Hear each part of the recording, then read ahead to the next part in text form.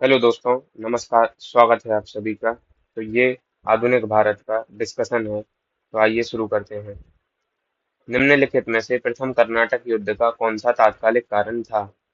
तो जो प्रथम कर्नाटक युद्ध का तात्कालिक कारण था वह अंग्रेजों के द्वारा फ्रांसीसी जहाजों का अधिग्रहण किया गया था, वही इसका तात्कालिक कारण था। Option D. कर्नाटक का प्रथम युद्ध 1746 से 48 में ऑस्ट्रिया के उत्तराधिकार युद्ध, जो 1740 ईस्वी में आरंभ हुआ था, का विस्तार मात्र था। गृह सरकारों की आज्ञा के विरुद्ध ही दोनों दलों अर्थात अंग्रेज एवं फ्रांसीसी ने 1746 ईस्वी में युद्ध प्रारंभ हो गया। अंग्रेज कैप्टन बर्नेट के नेतृत्व में अंग्रेजी सेना द्वारा कुछ फ्रांसीसी जहाजों पर अधिकार कर लेना युद्ध का तात्कालिक कारण था। एवं इनका जो युद्ध था वह एक्स ला सापेल की जो संधि थी उसके द्वारा प्रथम कर्नाटक युद्ध को समाप्त भी किया गया था। कर्नाटक युद्ध किन किन के मध्य लड़ा गया था? तो अंग्रेजों एवं फ्रांसीसियों के बीच कर्नाटक के तीन युद्ध लड़े गए। प्रथम कर्नाटक युद्ध, दूसरा एवं तृतीय। ठीक है। सूची एक को सूची दो से मिलाना है। प्रथम कर्नाटक युद्ध, तृतीय कर्नाटक युद्ध, ये हुआ था आपका पेरिस की संधि से अंत। तो बी का तो जाएगा आपका वन। प्रथम कर्नाटक युद्ध के ऑप्शन देखते हैं। एक्स ला सापेल, अभी हमने बताया पहला जो कर्नाटक युद्ध है वह एक्स ला सापेल की संधि से समाप्त हुआ, तो ए का आ जाएगा आपका फोर। ठीक है। द्वितीय कर्नाटक जो युद्ध है इसमें जो क्या है, ये रहा आपका अनिर्णायक युद्ध। ठीक है। तो सी का हो जाएगा आपका थ्री और डी का फोर। प्रथम मैसूर युद्ध में ब्रिटिश की हार हुई थी। डी का हो जाएगा दो। चार एक तीन दो। चार एक तीन दो, सी ऑप्शन आपका सही है। वही प्रथम कर्नाटक युद्ध एक्स लासापेल की संधि से अंत हुआ। तृतीय कर्नाटक युद्ध पेरिस की संधि से अंत हुआ। द्वितीय कर्नाटक युद्ध यह अनिर्णायक रहा। और प्रथम मैसूर युद्ध ब्रिटिश की हार हुई। जो हैदर अली थे उनने ब्रिटिश लोगों को हराया था पहले मैसूर युद्ध में। अगला, निम्नलिखित में से कौन सा एक सही सुमेलित नहीं है? कर्नाटक का प्रथम युद्ध 1746 से 48 सही है। कर्नाटक का द्वितीय जो युद्ध है ये गलत है आपका। ये 1749 में अंबूर के युद्ध से प्रारंभ हुआ था और ये 1754 तक चला था।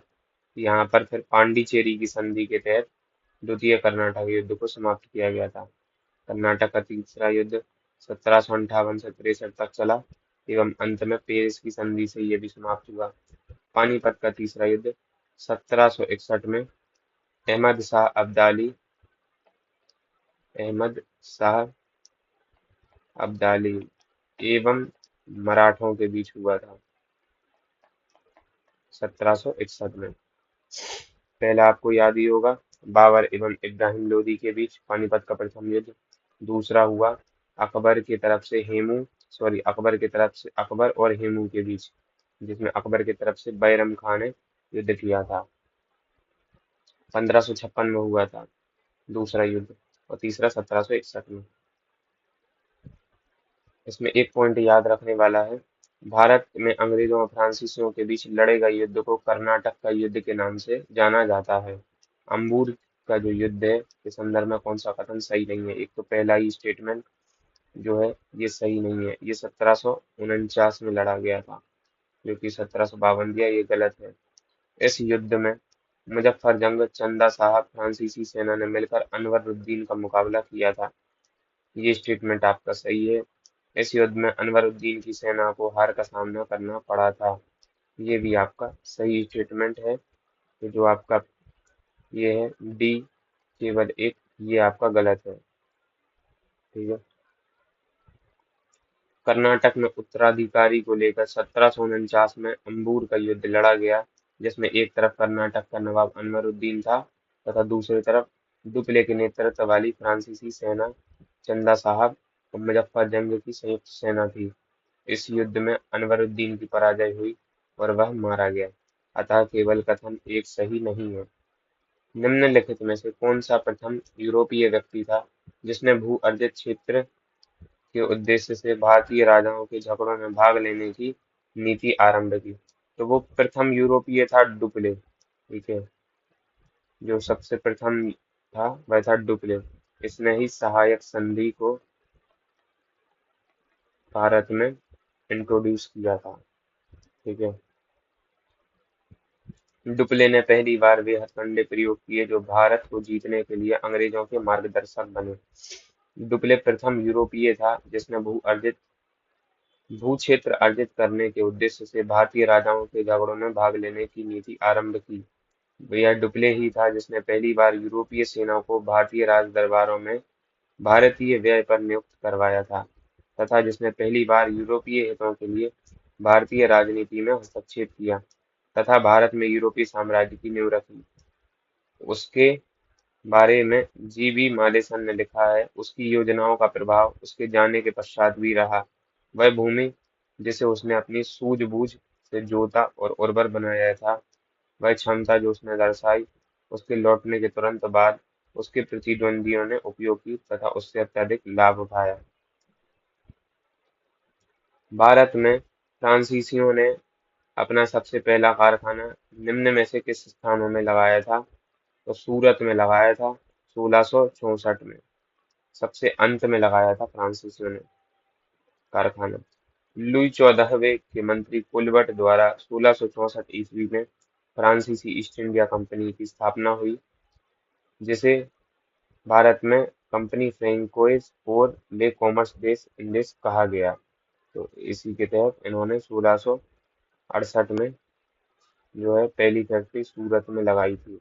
ठीक है, और 1664 में जो है इसकी स्थापना हुई थी कंपनी की। ठीक है, फ्रांसीसी ईस्ट इंडिया कंपनी संस्थापित हुई थी लुई 14वें के शासनकाल में। लुई 14वें के शासनकाल में मंत्री कोलबर्ट के द्वारा। निम्नलिखित में से किसे भारत में फ्रांसीसी कंपनी का संस्थापक माना जाता है? तो अभी बताया अपन ने कोलबर्ट, यही इसका आंसर है। बंगाल में निम्न में से कौन सा कारखाना डचों ने स्थापित किया था? इसका चिंसोरा और हुगली दोनों है, डिस्प्यूटेड आंसर है। डचों की बंगाल में पहली कंपनी पीपली में 1627 में स्थापित हुई। इसके कुछ ही दिनों बाद डच पीपली से बालासोर चले गए। बंगाल में डचों ने 1635 ईस्वी से प्रारंभ कर 1656 ईस्वी के बीच कुछ समय तक हुगली में फैक्ट्री का संचालन किया। 1656 ईस्वी के बाद हुगली के ही एक गांव चिनसुरा में 1653 ईस्वी में स्थापित फैक्ट्री डचों के व्यापार का मुख्य केंद्र बनी। स्पष्ट है कि दिए गए विकल्पों में डचों का कारखाना चिनसुरा हुगली के एक ग्राम के साथ हुगली मुख्यालय में भी था। 17वीं शताब्दी के समाप्त होने तक डच कंपनियां कासिम बाजार, पटना, ढाका, मालदा, बालासोर, वारंगोर, जोगदिया अथवा आदि स्थानों पर स्थापित हो चुकी थी। डच ईस्ट इंडिया कंपनी ने किस वर्ष अपनी फैक्ट्री पटना में स्थापित की थी?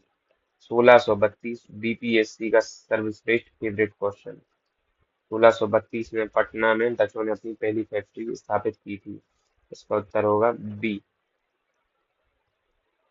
बंगाल की समृद्ध व्यापार की तरफ आकर्षित हो डचों ने 1615 एवं 1629 में असफल प्रयास किया। यद्यपि बंगाल में व्यापार का सुअवसर उन्हें 1632 ईस्वी में प्राप्त हुआ। 1632 ईस्वी में सर्वप्रथम पटना में डच ईस्ट इंडिया कंपनी का प्रवेश हुआ। यद्यपि पटना में डच फैक्ट्री की स्थापना के संदर्भ में कोई प्रामाणिकता की कसौटी पर स्पष्ट नहीं है, किंतु इतिहासकार ओम प्रकाश ने 1638 ईस्वी में पटना में डच फैक्ट्री की स्थापना संबंधी तथ्य प्रस्तुत किए, जो आर्थिक तंगी के कारण उसी वर्ष अर्थात 1632 में बंद हो गई।